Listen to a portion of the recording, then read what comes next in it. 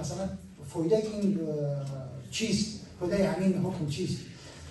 برادر عزیز، مبارزه با یک دیکتاتوری غیر مشروع و از طرف یک سازمان بین‌المللی محکوم شده آسان تر است یا مبارزه با یک دیکتاتوری مشروع و اونی که در همه جا رفت آمد کرده میتوند، آزادانه دستگیرار کرده میتوند. باور کنید این با مبارزه های بعدی با هر راهی بخواهد مبارزه برد مشروعیت میبخشد و این یک کار قدمی اول و خیلی مهم است که نباید آن را نادیده بگیریم. خب مسئله دیگری که میخواستم در این پروژهشون در توی سر میستوده دیگر که مدارم که بس نقطه مهم و قابل توجه آن است که در تمام این دوره ها و تحول های گفتمانی هویت دینی حزب نهضت اسلامی تاجیکستان حفظ شده است. نباید این را نادیده بگیریم.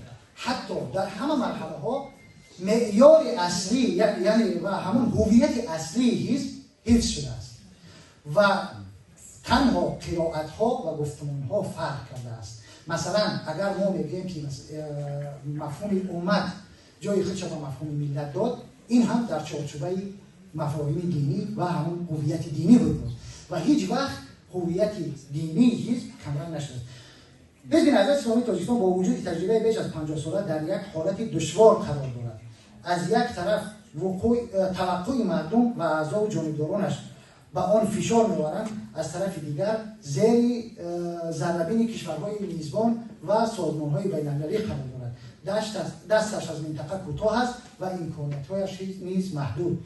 با وجود همه این مرحله بعدی فعالیت حزب بستگی به این دارد که حزب نهضت اسلامی تاجیکستان چه گفتمانی را انتخاب خواهد کرد و در میان عنعنه و اصلاح، اسلامگرایی، دموکراسی، حقوق بشر و ارزش‌های انسانی چگونه توازن و هماهنگی را به وجود خواهد آورد. آینده حزب به آن بستگی دارد که تا کجا میتواند این اختلاف‌ها را با راهی نظریوی حل کند و با حفظ مشروعیتش در اروپا و عرصه بین‌المللی به یک نیروی فعال سیاسی در فضای منطقه تبدیل یابد.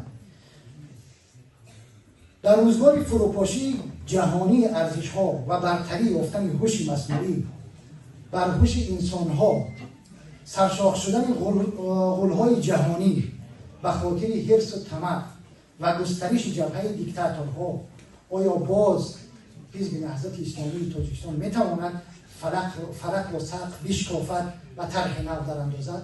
و همین مرحله به همین گفتمان سازی و خودش دوباره